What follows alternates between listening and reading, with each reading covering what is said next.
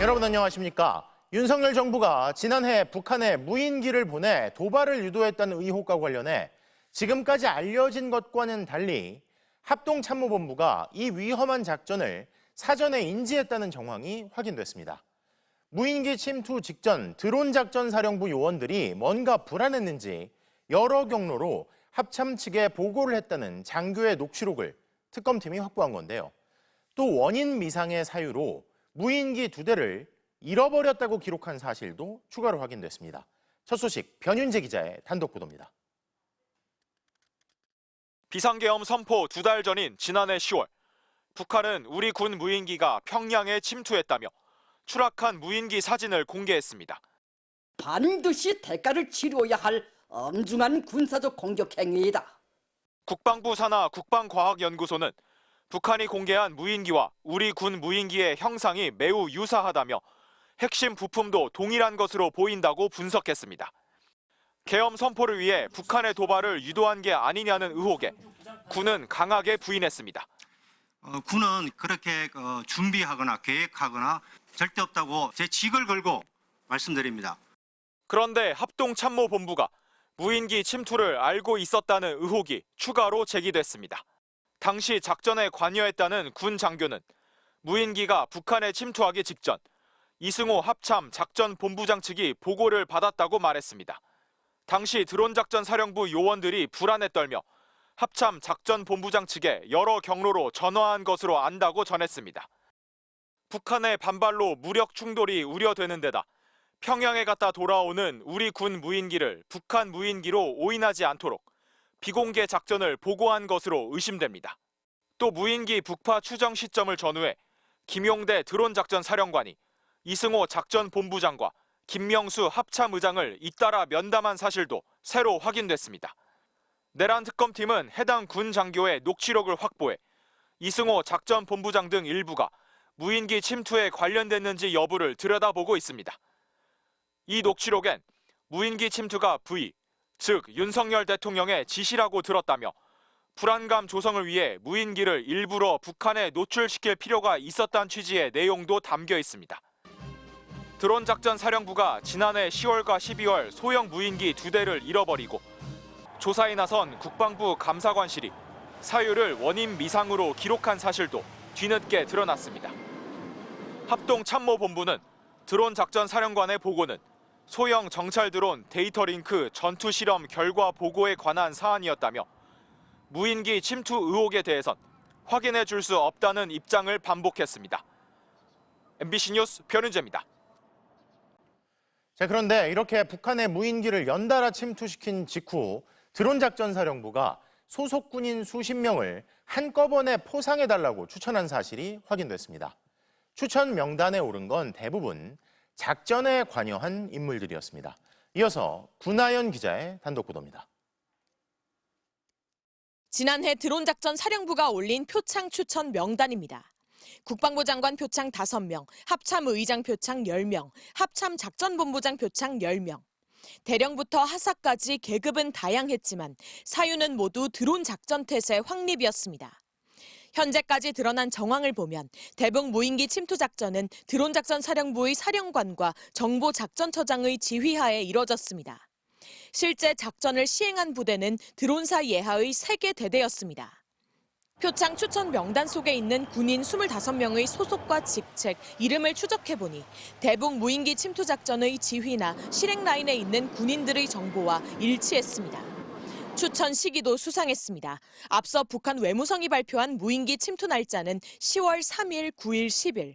MBC가 확보한 군 내부 관계자 녹취록에 따르면 우리 군은 지난해 10월뿐만 아니라 11월에도 무인기를 추가로 보냈습니다. 그런데 표창 추천 날짜는 무인기 침투 작전이 끝난 직후인 11월 18일이었습니다. 작전의 정당성을 부여하고 또 한편에서는 입막음 또 하고 그다음에 부대원들의 우려도 불식시키고 내란 세력들이 부대원들에 대해서 일종의 회유한 거라고 밖에 저는. 통상의 군 표창 문서는 부대원 전체에게 공개되는 것과 달리 드론사의 11월 18일 표창 추천 보고는 비공개로 분류돼 타 부대원들은 열람조차 할 수 없던 것으로 전해졌습니다. 추천된 25명 전원은 12.3 내란 사태 직후 실제 표창을 받은 것으로 확인됐습니다.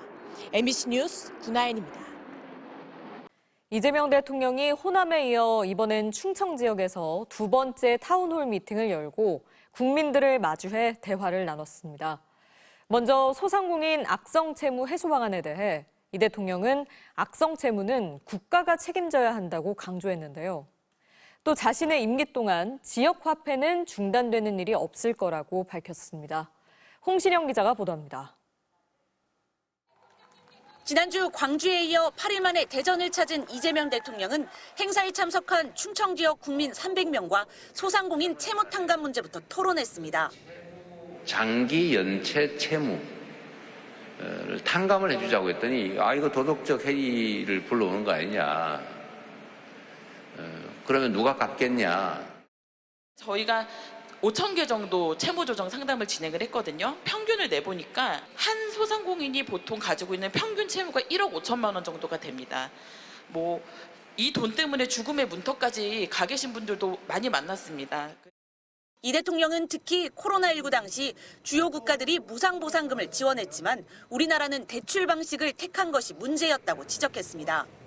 다른 나라는 정부가 빚을 많이 졌어요. 그 극복을 하는데 정부 돈을 쓴 거예요. 근데 우리나라는 다 빌려줘가지고 개인이 부담했어요. 그 개인이 다 빚쟁이가 돼버렸습니다. 또 시도지사가 바뀌면서 지역화폐 사업이 중단되기도 한다며 아예 법률을 제정하자는 요구에는 자신의 임기 중엔 중단되지 않을 거라고 약속했습니다. 일단 최소한 앞으로 4년 11개월간은 그 법 안 만들어도 지역화폐 사업은 할 거니까 걱정하지 마시기 바랍니다. 구체적인 설명이 필요할 땐 즉석에서 정책실무자에게 마이크를 넘기기도 했습니다. 성실상환자에 대한 채무조정 방안 정리된 거 가지고 계시죠? 설명 좀 해줄래? 이분이 그분이었군요. 이번에 부동산 대출 제한 조치를 만들어낸.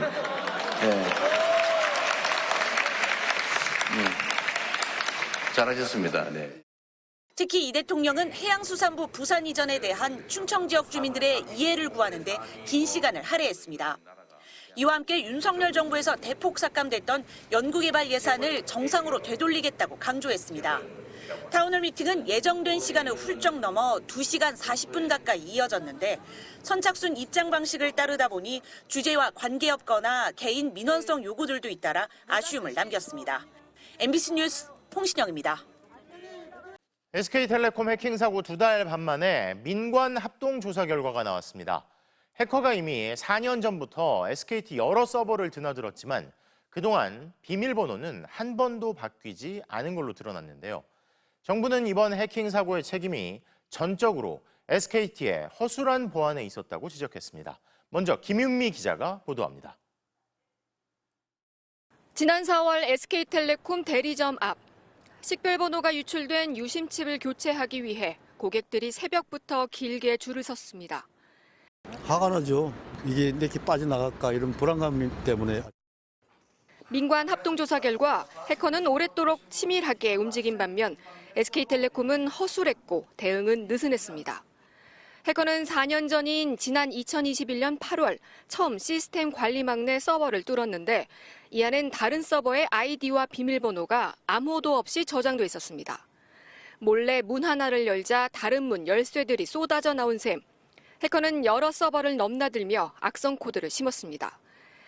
SK텔레콤이 해킹 사고를 파악한 4월 말에도 해커는 악성 코드를 추가 설치하며 정보 유출을 시도했습니다.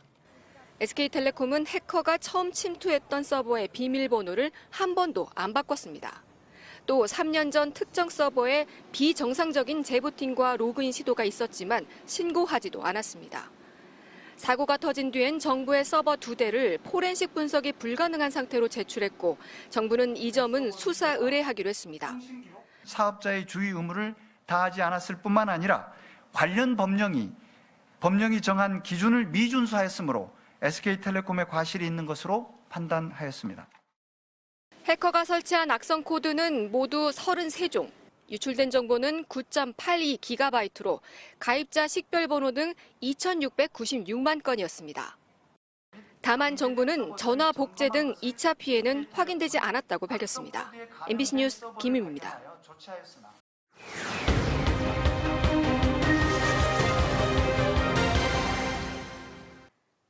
학교폭력 사건에서 결정적 제보자 역할을 했다가 되레 경찰 수사를 받은 고등학생이 있습니다.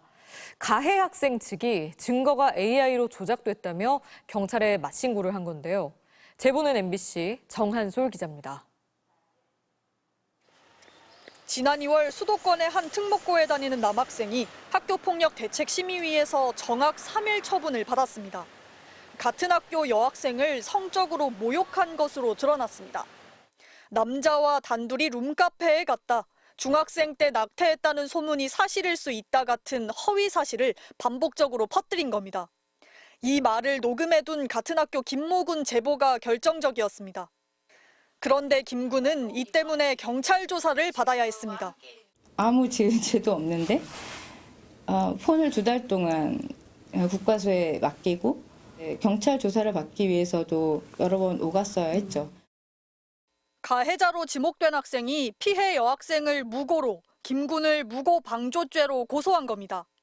자신은 그런 말을 한 기억이 없다며 녹음 파일은 AI로 조작한 거라고 털어놨다는 김 군 자필 진술도 경찰에 제시했습니다. 하지만 경찰은 국과수 분석 결과 조작 흔적은 없다며 혐의 없음 결론을 냈습니다.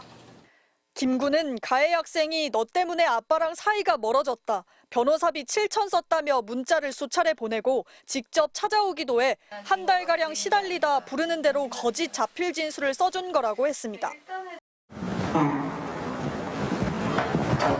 게임을 통해 이 보이스를 알게 되고 조작한 이유는 내가 모르겠어요. 시켜.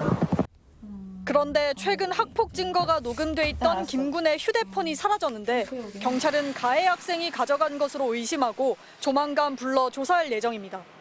법정까지 가는 학폭 사건은 늘고 있습니다. 학폭위 결정에 불복한 소송만 재작년 1,800여 건으로 3년 새 2배 이상 늘었습니다. 학폭을 학교가 교육적으로 해결하지 못하면서 법률 시장 배만 불리는 겁니다. 가해 학생 측은 정학 처분에 불복해 행정소송도 제기했습니다. 취재진은 여러 차례 연락해 입장을 물었지만 가해 학생 부모는 아무런 답을 하지 않았습니다. MBC 뉴스 정한솔입니다.